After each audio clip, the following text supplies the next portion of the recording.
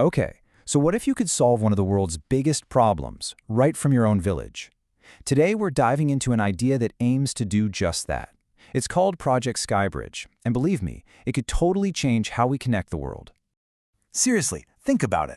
Forget waiting around for years or even decades for big companies or governments to maybe someday lay some cables.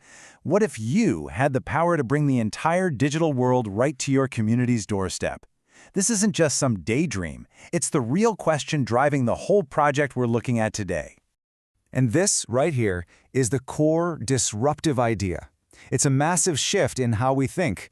It's saying, don't just look for a job, create an essential service.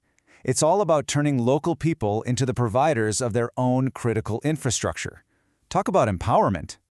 Now, to really get why this idea is such a game changer, we first have to wrap our heads around the incredible scale of the problem it's trying to solve, and that is the Great Digital Divide. 3 billion. That's not just a number, right? That's how many people are still effectively locked out of the modern world. They're living without a reliable internet connection and everything that comes with it, from education and banking to, the entire global economy. You see, the traditional way of doing things, laying thousands and thousands of miles of fiber optic cable, is just incredibly slow and wildly expensive. For countless remote villages, the cold, hard reality is that this kind of infrastructure might literally never show up, leaving them stuck in a digital dead zone. So if the old model is broken for so many people, what's the alternative? Well, this brings us to the really clever solution proposed by Project Skybridge. The best way to think about it is as a complete utility in a box. And its heart, Project Skybridge isn't about just giving away free internet. Nope, it's about creating entrepreneurs. It takes amazing existing satellite tech, mixes in some smart AI, and uses it all to empower local young people, turning them into their community's very own internet service providers. And it all kicks off with a simple kit. This box has everything a young person needs to launch their own business. And we're not talking about needing an engineering degree here. The whole point is to make it super accessible. They literally become the village tech CEO. How cool is that? So what's actually in the box? Okay, first up, the uplink, a satellite dish that just pulls high-speed internet right out of the sky.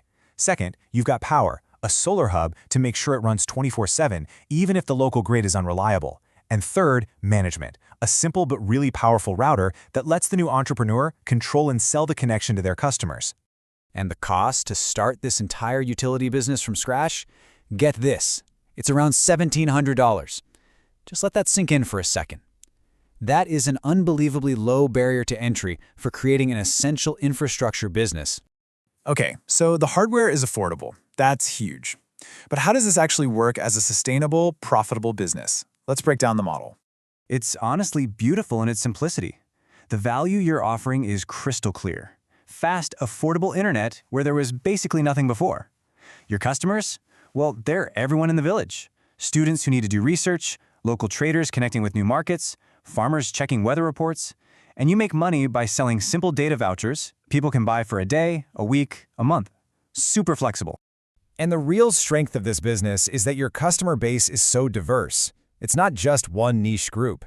The internet becomes this vital tool for students, for shopkeepers, for farmers, even for remote workers visiting family. That creates a really broad and stable demand for the service. And the numbers look really good. The business plan projects that you can pay back that initial investment in just 8 months.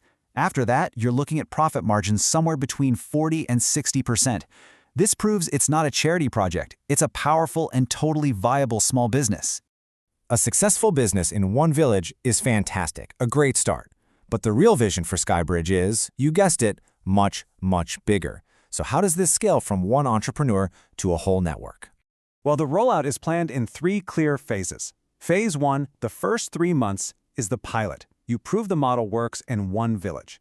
Phase 2 is all about growth and automation, expanding to nearby villages with other trained youth leads.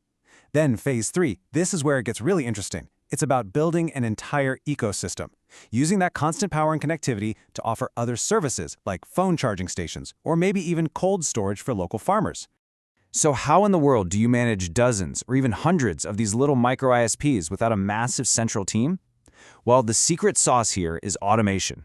Simple AI-powered tools like chatbots handle all the day-to-day stuff. They can automate voucher sales right through WhatsApp, they can monitor the network's health, and that frees up the local entrepreneur to actually focus on their customers. It's the key to making this thing scale. And all of this brings us right back to the big picture. This isn't just about a clever business idea, it's about a fundamentally new strategy for tackling a huge global challenge. Bridging the digital divide with one dish at a time. I mean, that really captures the entire philosophy, doesn't it? It's a grassroots, bottom-up approach that empowers individuals to solve a global problem, one community at a time. The contrast is just stark. The old way of doing things is slow, it's expensive, and it's centralized. The SkyBridge approach is fast, it's low cost, and it's decentralized. It puts the power directly into the hands of the very communities it's meant to serve. And let me just say it one more time because it's so important. This is not charity. It is a sustainable business, it creates a good job, it provides a critical service, and it unlocks countless other opportunities for the entire community. This is development powered by real entrepreneurship. Which leaves us with a really fascinating question to think about. As we look at all these huge challenges, from energy to internet access, could this be the new model? Instead of waiting for massive, top-down projects, is the future of building our most essential infrastructure actually small, fast, and local?